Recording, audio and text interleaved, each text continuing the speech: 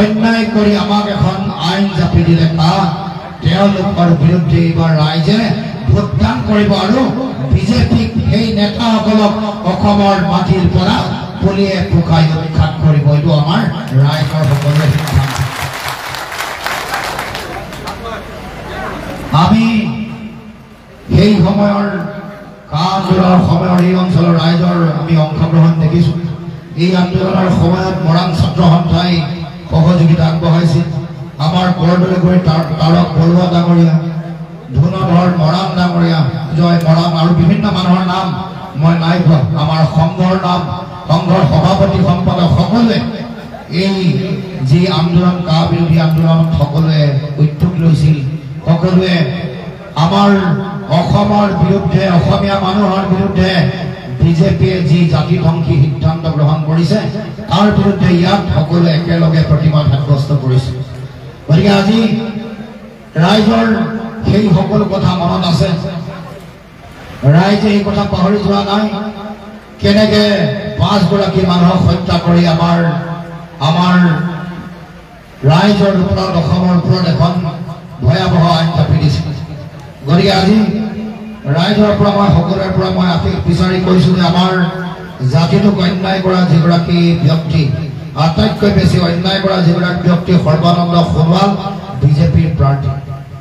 গতিকে ৰাইজ, আমি বিগত সময়ছোৱাত আমাক অন্যায় কৰা এই নেতাসকলৰ বিৰুদ্ধে এইবাৰ আমি সকলোৱে নিৰ্বাচনত যুঁজিব লাগিব। সেইকাৰণে এইবাৰ নিৰ্বাচন কেৱল মাত্ৰ বিজেপিৰ প্ৰাৰ্থীগৰাকীৰ লগত লুৰিণজ্যোতি গগৈৰ নিৰ্বাচন নহয়। এই নিৰ্বাচন বিজেপিৰ প্ৰাৰ্থীগৰাকীৰ লগত ডিব্ৰুগড় লোকসভা সমষ্টিৰ সংগ্ৰামী ৰাইজৰ এইবাৰ এই নিৰ্বাচনৰ যুগ। গতিকে আপোনালোকে সকলোৱে সেই কথা চিন্তা কৰি আমি এই নিৰ্বাচনত অংশগ্ৰহণ কৰিব লাগিব।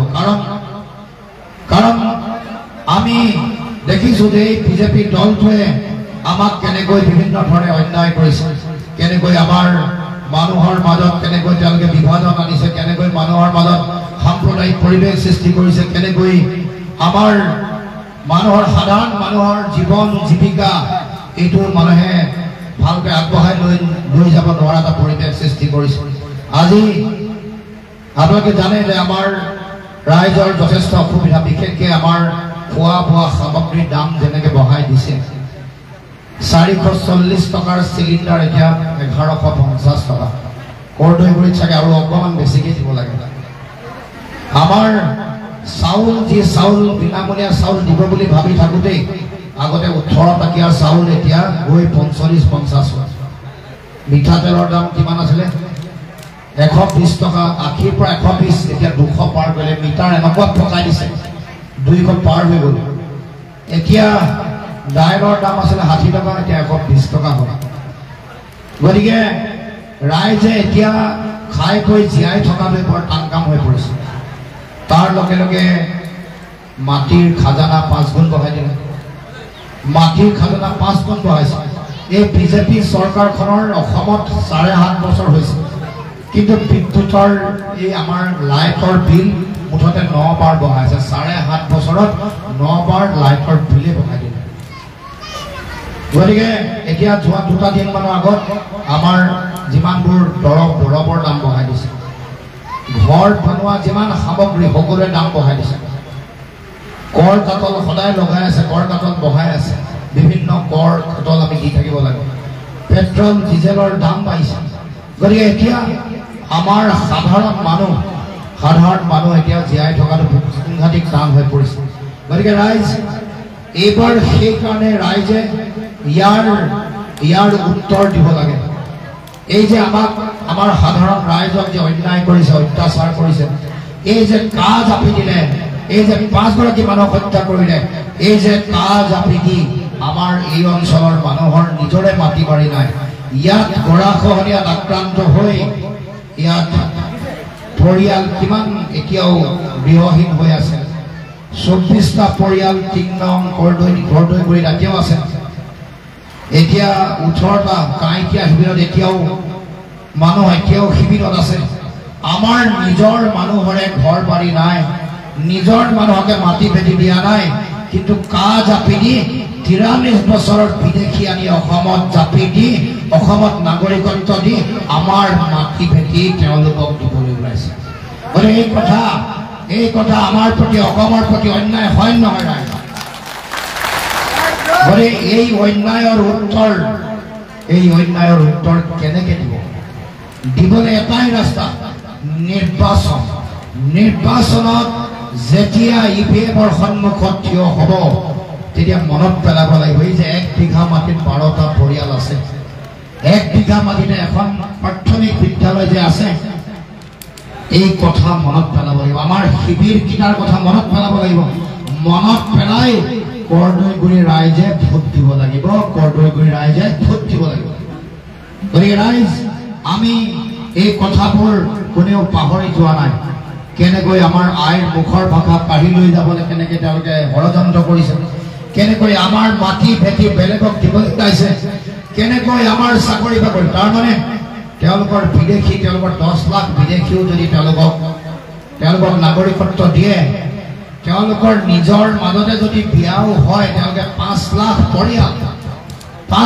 পৰিয়ালৰ যদি এগৰাকীকেও যদি ল'ৰা বা ছোৱালীৰ জন্ম হয়, তেতিয়াহ'লে চাকৰি বাকৰি কাৰ দিব?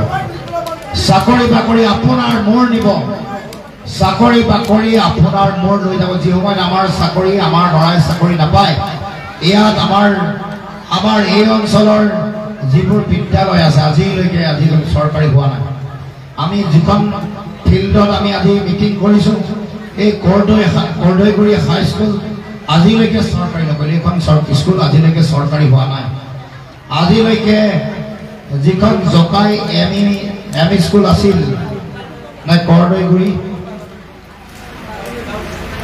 গাৰ্লছ যিখন এম ই স্কুল আছিল, এইখনো আজিলৈকে চৰকাৰী নাই হোৱা।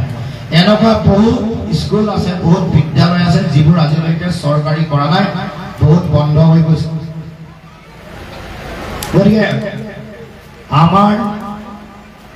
আমাৰ ল'ৰা ছোৱালীক চাকৰি বাকৰি দিব পৰা নাই, আৰু বাহিৰৰ পৰা বিদেশী আনি তেওঁলোকক চাকৰি বাকৰি দিব কৈছে। গতিকে এইবোৰ আমাৰ প্ৰতি, জাতিটোৰ প্ৰতি আমাৰ অন্যায়। গতিকে ৰাইজ, ইয়াৰ উত্তৰ আমি সকলোৱে সন্মিলিতভাৱে দিব লাগিব। ইয়াৰ উত্তৰ আমি এইবাৰ নিৰ্বাচনত দিব লাগিব। আপোনালোকৰ এই গৰাখহনীয়া, যিখন গৰাখহনীয়াৰ ফলত কৰদৈগুৰিৰ যিমানবোৰ গাঁওবোৰ গোটেইবোৰ নাইকিয়া উঠি গ'ল। কেইবাখনো 7খন গাঁও নহয়, 7খন গাঁৱত 237 পৰে, নহয় জানো?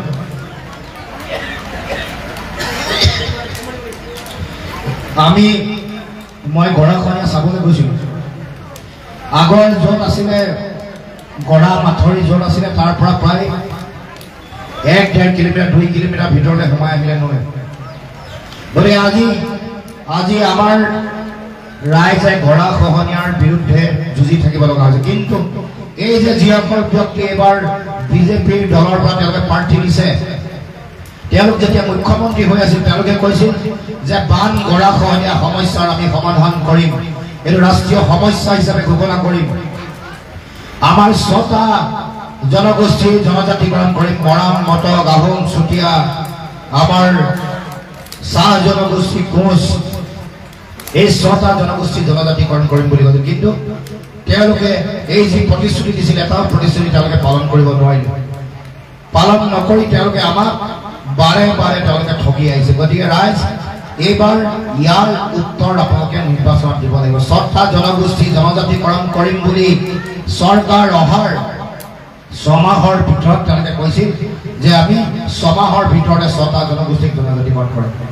কিন্তু আমি দেখিলোঁ যে চৰকাৰ গ'ল, মুখ্যমন্ত্ৰী সৰ্বানন্দ সোণোৱালৰ কাৰ্যকাল 5 বছৰ শেষ হ'ল, হিমন্ত বিশ্ব শৰ্মাৰ 2.5 বছৰ শেষ হ'ল, কিন্তু আজিলৈকে এই 6টা জনগোষ্ঠীক জনজাতিকৰণ কৰিব নোৱাৰিলে।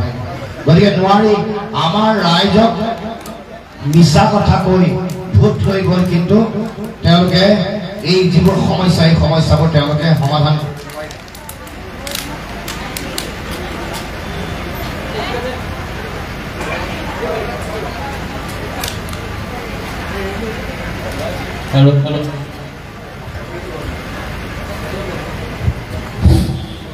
গতিকে ৰাইজ,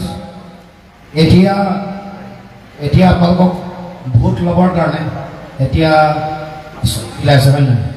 এইকেইদিন আৰু গোটেই আঁচনি বিলাই আছে বোলে অৰুণোদয় আঁচনি বিলাইছে নাই আজি বোলে আপোনালোকক ফটো মাৰিবৰ কাৰণে 10টা বজাৰ পৰা 2টা বজাত কি থৈছে হয় নহয় গোটেই গৃহবন্দী কৰি দিছে আমাৰ মহিলাসকলক গৃহবন্দী হৈ গৈছে আৰু ৰাইজ এই যে ফৰ্ম যিখন দিছে এইখন ফৰ্ম নকলি 2 নম্বৰ ফৰ্ম বুলি গম পাই নাপায় তেতিয়া গম পাইছে আজি নে আগতে গম পাইছে সেইকাৰণে গোটেই আমাৰ আইসকল আহিছে ৰাইজে যোৱাবাৰ বন্ধন গোটৰ ঋণ ৰেহাই দিম বুলি কৈছিলে না মনত আছে না দিলে নেকি গতিকে যোৱাবাৰ আপোনালোকক মানে টেঙাম বিক্ৰী কৰিলে যোৱাবাৰ আপোনালোকক মিছা কথা কৈ ভোট লৈ গ'ল আৰু কম মানুহ নহয় যোৱাবাৰ বাকীত ভোট দি দিছে ন বাকীত ভোট দিছে আপোনালোকে ধাৰত দি দিছে আগতীয়াকৈ ভোট ল'লে চৰকাৰ বনালে তাৰপিছত একো নিদিলে আপোনালোকে বাকীত যেতিয়া আপোনালোকে ভোট দি দিছে তেতিয়া এনেকুৱা অৱস্থা হ'বই এতিয়াও এইটো এৰি দিছে এতিয়া লাভপতি বাইদেউৰ নামত আপোনালোকক এতিয়া ভোট ল'ব চেষ্টা কৰিছে লাভপতি বাইদেউ দিম বুলি কৈ ফৰ্ম দিলে নহয় নাই দিয়ে জানো এইটো এটা আপোনালোকক মিছা টুকা দিব আৰম্ভ কৰে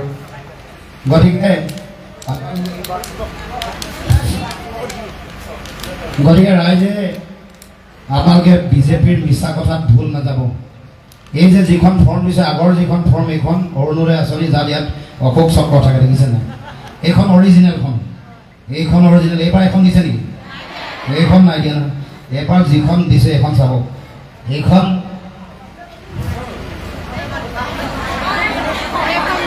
হয় নাই ইয়াত অশোক স্তম্ভ আছে নেকি কি আছে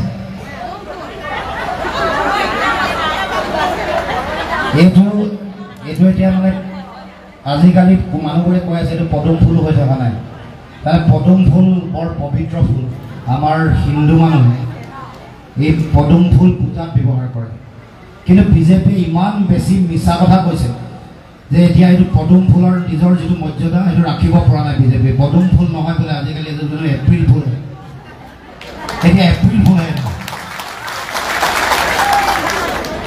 গতিকে ৰাইজ এই ফৰ্মখন তেওঁলোকে ফৰ্ম বুলি নাই লিখা আৰ্থ সামাজিক জৰীপ 1 বুলি লিখিছে কিন্তু ৰাইজক বুজাই আছে যে এইখন অৰুণোদয় ফৰ্ম অকল এইখন ফৰ্মে দিয়া নাই আৰু এখন ফৰ্ম দিছে এইখন এখন দিছে ইয়াত প্ৰধানমন্ত্ৰী জীৱন জ্যোতি বীমা যোজনা আৰু প্ৰধানমন্ত্ৰী সুৰক্ষা বীমা যোজনা এখন ইঞ্চুৰেঞ্চৰ ফৰ্ম এখন লাইফ ইঞ্চুৰেঞ্চৰ ফৰ্ম এখন মানে স্বাস্থ্য বীমাৰ ফৰ্ম এইখন ফৰ্ম বুলি কৈছে এইখন ফৰ্ম নহয় ইয়াত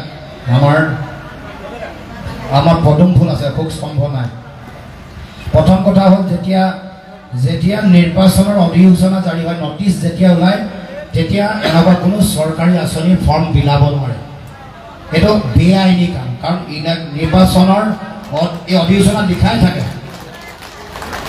নিৰ্বাচনৰ অধিসূচনাত এই কথা লিখা থাকে যে এনেকুৱা ধৰণৰ এক আঁচনি যিবোৰ আঁচনি আছে সেইবোৰক লৈ ফৰ্ম বিলাব নোৱাৰিব প্ৰতিশ্ৰুতি দিব নোৱাৰিব এইটো নিৰ্বাচনৰ নিয়ম এইটো মডেল কোড অফ কণ্ডাক্ট বুলি ইংৰাজীত কয় আৰু অসমীয়া নিৰ্বাচনৰ আচৰণ বিধি বুলি কয় এই যিটো কাম বিজেপিয়ে কৰিছে বিজেপিয়ে নিৰ্বাচনৰ আচৰণ বিধি ভংগ কৰিছে আৰু সেইকাৰণে আচলতে আইনমতে যিসকলে এই কামটো কৰিছে তেওঁলোকে প্ৰত্যেকে শাস্তি পাব লাগে আৰু যিগৰাকী প্ৰাৰ্থী সৰ্বানন্দ সোণোৱালেও এই কথাত শাস্তি পাব লাগে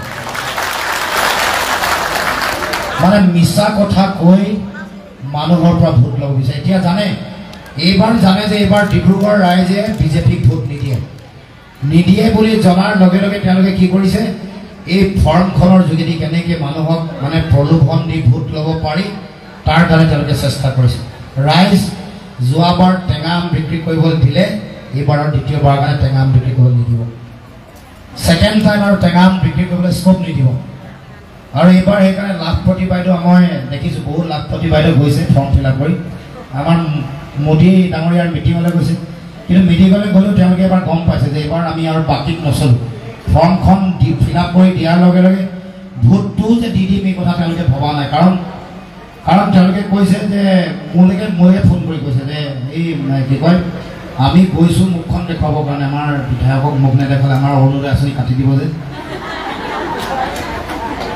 গতিকে কৈছে মোক কৈছে ভাই তই টেনশ্যন নল'বি চিন্তা কৰিব লগা নাই ভোট একদম জেগাতে পৰিব, জাহাজত পৰিব, টেনশ্যন নকৰিব। কাৰণ ৰাইজে বুজি পাইছে যে এইবোৰ মিছা প্ৰতিশ্ৰুতি, কেৱল মাত্ৰ ভোট ল'বৰ কাৰণে এইবোৰ চিন্তা। বন্ধন গোটৰ ঋণ ৰেহাই দিম বুলি কৈ কৈ কৈ কৈ আমাৰ ৰাইজক নিদিলে। এই অঞ্চলৰ ৰাইজে প্ৰতিবাদ আৰম্ভ কৰিছে, মই জানো বিভিন্ন স্থানত প্ৰতিবাদ সাব্যস্ত হৈছে। গতিকে এইবাৰো তেওঁলোকে এনেকৈ মানুহক আপোনালোকক ঠগিবলৈ, মিছা কথা কৈ ভোট ল'বলৈ আহিব। তেওঁলোকে যিবোৰ কাম কৰিব লাগিছিলে একো কৰিব পৰা নাই। এতিয়া আমাৰ এই অঞ্চলৰ মানুহে, আমাৰ চাহ খেতি আছে, ক্ষুদ্ৰ চাহ খেতিয়ক, এতিয়া ক্ষুদ্ৰ চাহ খেতিয়কসকলকো তেওঁলোকে পেটে ভাতে মাৰিবলৈ ওলাইছে। এতিয়া আমাৰ চাহ বাগিচাৰ যিবোৰ চাহপাত বিক্ৰী কৰিবলৈ বন্ধ কৰিছে, আপোনালোকে জানে বটলি ফেক্টৰী বন্ধ কৰিব লগা হৈছে। আৰু তালৈ গ'লে মানে চাহপাত বিক্ৰী কৰিব নোৱাৰা হৈছে, কৈছে এইবোৰ বোলে অৰ্গেনিক নহয়। আৰু অৰ্গেনিক হ'বলৈ হ'লে আগতে তোমালোকে কোৱা নাছিলা কিয়? অতদিনে আমি এইবোৰ চাহ বাগানৰ চাহপাত বিক্ৰী কৰি আমি অসমৰ অৰ্থনীতি শক্তিশালী কৰিছোঁ, ৰাজ্যখন আমি ধনী কৰিছোঁ। ভাৰতবৰ্ষৰ ভিতৰত 52% চাহপাত আমি অকলে উৎপাদন কৰোঁ। আমাৰ ক্ষুদ্ৰ চাহ খেতিয়কসকলে 40% চাহপাত উৎপাদন কৰে। তাৰ পাছত আমাৰ চাহ খেতিয়কসকলকে এনেকৈ অন্যায় কৰিছে। গতিকে ৰাইজ, এই অন্যায়ৰ আমি উত্তৰ দিব লাগিব। আমাৰ জীৱন জীৱিকা তেওঁলোকে ধ্বংস কৰিবৰ কাৰণে উঠি পৰি লাগিছে। এই ব্যক্তিগৰাকী, আমাৰ যিগৰাকী প্ৰাৰ্থী পঠাইছে, এই প্ৰাৰ্থীগৰাকী আমাৰ জাতিটোক বিভিন্ন ধৰণে তেওঁ অন্যায় কৰিছে। তেওঁ আৰু বিভিন্ন ধৰণৰ কাম কাজ তেওঁ আজিলৈকে কৰিব পৰা নাই। যেনে এটা উদাহৰণ মই দিব কৈছোঁ, আপোনালোকে জানি আচৰিত হ'ব আৰু খঙো উঠিব, মোৰো খং উঠে। আমাৰ তেওঁৰ ঘৰৰ ওচৰত, তেওঁৰ ঘৰৰ পৰা 7 কিলোমিটাৰ দূৰত আমাৰ এখন বিশ্ববিদ্যালয় পাতিবলৈ তেওঁ কেবিনেটত সিদ্ধান্ত গ্ৰহণ কৰিলে। বিশ্ববিদ্যালয়খনৰ নাম শ্ৰী শ্ৰী অনিৰুদ্ধদেৱ ক্ৰীড়া বিশ্ববিদ্যালয়। আমি সকলোৱে ভাল পাইছিলোঁ যে আমাৰ এগৰাকী অসমীয়া জাতীয় জীৱনৰ এগৰাকী মহাপুৰুষ শ্ৰী শ্ৰী অনিৰুদ্ধদেৱৰ নামত এখন বিশ্ববিদ্যালয় হ'ব। আমাৰ মন মানে আনন্দৰে নভৰা হৈছিল। কিন্তু যেতিয়া দেখিলোঁ যে এই কেবিনেটৰ সিদ্ধান্ত আধাৰশিলা স্থাপন কৰিলে, কিন্তু এটা বছৰ গ'ল, 2টা বছৰ গ'ল, এই শ্ৰী শ্ৰী অনিৰুদ্ধদেৱ ক্ৰীড়া বিশ্ববিদ্যালয়ৰ নামত পৰা মাটিও নপৰিলে, আজিও মাটিও পৰা নাই। তাৰমানে এই বিশ্ববিদ্যালয়খন বনাম বুলি আমাৰ ৰাইজক, আমাৰ ডিব্ৰুগড়ৰ ৰাইজক, অসমৰ ৰাইজক আভুৱা ভাইনে মিছা কথা ক'লে। মই কৈছোঁ যে যদিহে তোমালোকে বিশ্ববিদ্যালয় বনাব নোৱাৰাই, তেতিয়াহ'লে নামটো অন্ততঃ শ্ৰী শ্ৰী শ্ৰী অনিৰুদ্ধদেৱৰ নামত দিব নালাগিছিল। অসম ক্ৰীড়া বিশ্ববিদ্যালয় দি যদি আজিলৈকে কাম নহ'ল হ'লে তেতিয়াও আমি ইমান ক'ব লগা নাছিল। কিন্তু যেতিয়া এগৰাকী মহান গুৰুৰ নাম যেতিয়া ইয়াৰ লগত জড়িত হ'ল, তেতিয়াহ'লে সৰ্বানন্দ সোণোৱাল ডাঙৰীয়াৰ দায়িত্ব আছিল যে এইখন বিশ্ববিদ্যালয় সম্পূৰ্ণ কৰা, এই বিশ্ববিদ্যালয়খন সৰ্বাংগ সুন্দৰকৈ গঢ়ি তোলা। গতিকে আজি মই অনুভৱ কৰোঁ যে এই বিশ্ববিদ্যালয়খন সম্পূৰ্ণ নকৰা বা আৰম্ভ নকৰা কথাটোৰ যোগেদি শ্ৰী শ্ৰী অনিৰুদ্ধদেৱক সৰ্বানন্দ সোণোৱাল ডাঙৰীয়াই অপমান কৰিছে। এইটো এটা সহ্য কৰিব নোৱাৰা এটা কথা বা ঘটনা। গতিকে মই আগতেও কৈছোঁ যে এনেকুৱা ধৰণৰ কাম কৰিব নালাগে। আমাৰ মহাপুৰুষ শ্ৰীমন্ত শংকৰদেৱৰ নামত যদি এখন বিশ্ববিদ্যালয় বনায় আৰু সেইখনত যদি এচপৰাও মাটি নিদিয়ে, তেতিয়াহ'লে এইটো কথা অপমানজনক হ'বনে নহয় কওক? আমি যদি সৰ্বানন্দ সিংহৰ নামত এখন ষ্টেডিয়াম বনাওঁ, ষ্টেডিয়ামখনৰ নামত যদি এচপৰাও মাটি নিদিওঁ, এইটো সৰ্বানন্দ সিংহৰ প্ৰতি অপমান হয়নে নহয় কওক? স্বৰ্গদেউ চাওলুং চুকাফাৰ নামত যদি এখন বিশ্ববিদ্যালয় বনাওঁ, তাত যদি এচপৰাও মাটি আমি নিদিওঁ আৰু নবনাওঁ সেই বিশ্ববিদ্যালয়, তেতিয়াহ'লে আমাৰ স্বৰ্গদেউ চাওলুং চুকাফাৰ প্ৰতি এয়া অপমান হয়নে নহয় কওক? গতিকে ৰাইজ, এই অপমান আমাৰ সকলোৰে হৃদয়ত লাগিছে আৰু মই ভাবোঁ যে ৰাইজেও ইয়াৰ উত্তৰ নিৰ্বাচনত দিব। এই অপমান আমাৰ জাতীয় জীৱনৰ এই মহান এই গুৰুজনকে কৰা নহয়, এই অপমান অসমৰ জাতীয় জীৱনৰ প্ৰতিগৰাকী স্বাভিমানী খিলঞ্জীয়া থলগিৰি অসমীয়া মানুহকো এই অপমান কৰিছে। গতিকে ৰাইজ, দীঘলীয়া কথা নকওঁ, আপোনালোকৰ সকলোৰে পৰা মই আশীৰ্বাদ বিচাৰিছোঁ।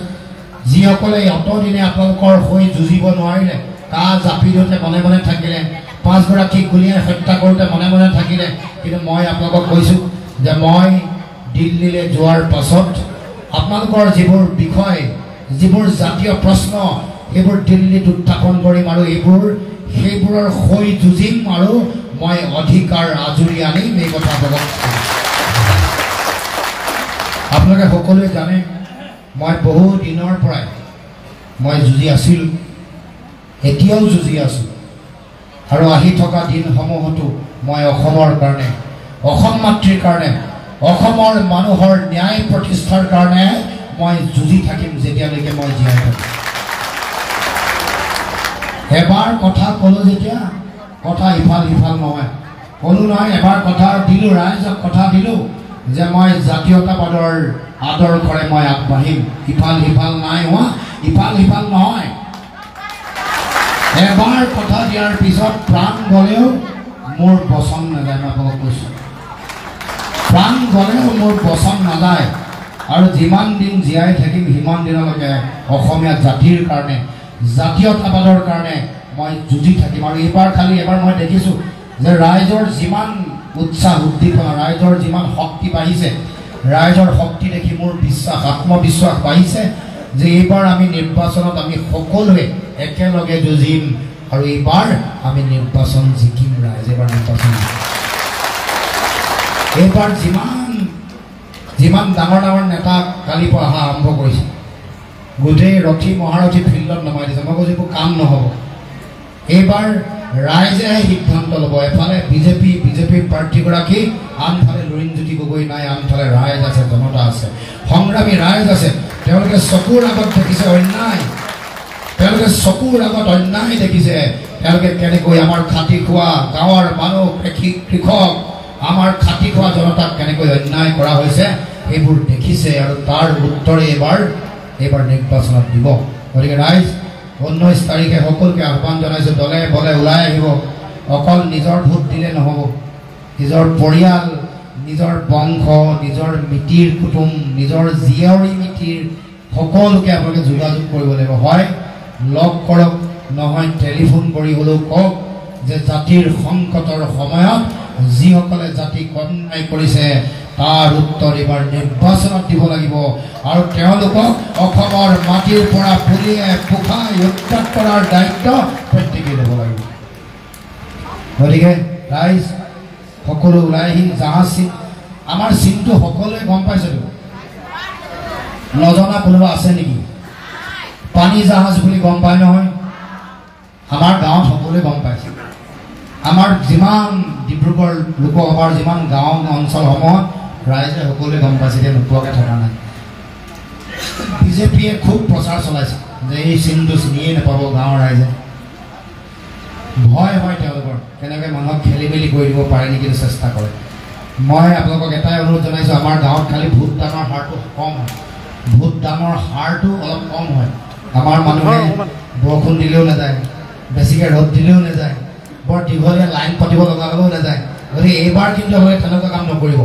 এইবাৰ সকলোৱে 95% ভোটৰ মানে 95%ৰ ওপৰত ভোট দিব লাগিব 100 জনৰ ভিতৰত 95 মিনিমাম 95 জনেই মানুহে 95 গৰাকী মানে ভোট দিব লাগিব মিনিমাম 95% আৰু যদি আপোনালোকে সকলোৱে সিদ্ধান্ত লয় যে আমি সকলোৱে 90%তকৈ ওপৰত 95%লৈকে যদি গাঁৱৰ মানুহে ভোট দিয়ে মই আপোনালোকক কৈছোঁ যে সৰ্বানন্দ সোণোৱাল বাদ দিয়ক হিমন্ত বিশ্ব শৰ্মা বাদ দিয়ক নৰেন্দ্ৰ মোদী আহিলেও ডিব্ৰুগড় লোকসভা লুৰিণজ্যোতি গগৈক হেৰুৱাব নোৱাৰে যদি আমাৰ ৰাইজ ওলাই আহে ৰাইজে যুঁজিবলৈ সাজু হৈ আছে যুঁজ হ'ব 19 তাৰিখে আৰু যুঁজ হ'ব অসমীয়া মানুহৰ অস্তিত্ব ৰক্ষাৰ যুঁজ হ'ব নিজৰ মাটি ভেটি ৰক্ষাৰ যুঁজ হ'ব আমাৰ দেশৰ সুৰক্ষিত ভৱিষ্যত নিশ্চিত কৰাৰ এই যুঁজ হ'ব আমাৰ ৰাজনৈতিক ক্ষমতাৰ অধিকাৰ যাতে আমি নিজে নিজৰ হাতত বাঘ জড়ি যাতে ৰাখিব পাৰোঁ তাৰ যুঁজ গতিকে এই যুঁজত আপোনালোকৰ সকলোৰে অংশগ্ৰহণ বিচাৰোঁ আৰু এইবাৰ 19ৰ নিৰ্বাচনত জয় হ'লে ৰাইজৰ জয় হ'ব জয় হ'লে অন্যায়ৰ বিৰুদ্ধে ন্যায়ৰ জয় হ'ব অনীতিৰ বিৰুদ্ধে নীতিৰ জয় হ'ব আৰু অসমৰ মানুহে এটা ডিব্ৰুগড় লোকসভাৰ ৰাইজে সমগ্ৰ অসমবাসী ৰাইজলৈ এটা শক্তিশালী বাৰ্তা প্ৰেৰণ কৰিব ডিব্ৰুগড় লোকসভাৰ ৰাইজৰ যিটো সংগ্ৰামী শক্তি যিটো সংগ্ৰামী চেতনা সেইটো এতিয়াও বুকুত আছে এইটো এতিয়াও জাগৃত হৈ আছে এই চেতনাক কেতিয়াও কোনো শক্তিয়ে বন্দুক বাৰুদ গুলি ভয় ভাবুকি কোনেও কেতিয়াও সেইটো এই চেতনা কেতিয়াও দবাই পেলাব নোৱাৰে কেতিয়াও দবাই ৰাখিব নোৱাৰে গতিকে সকলোকে কৈ মই সকলোকে শ্ৰদ্ধা জনাই সকলো ৰাইজৰ পৰা আশীৰ্বাদ বিচাৰি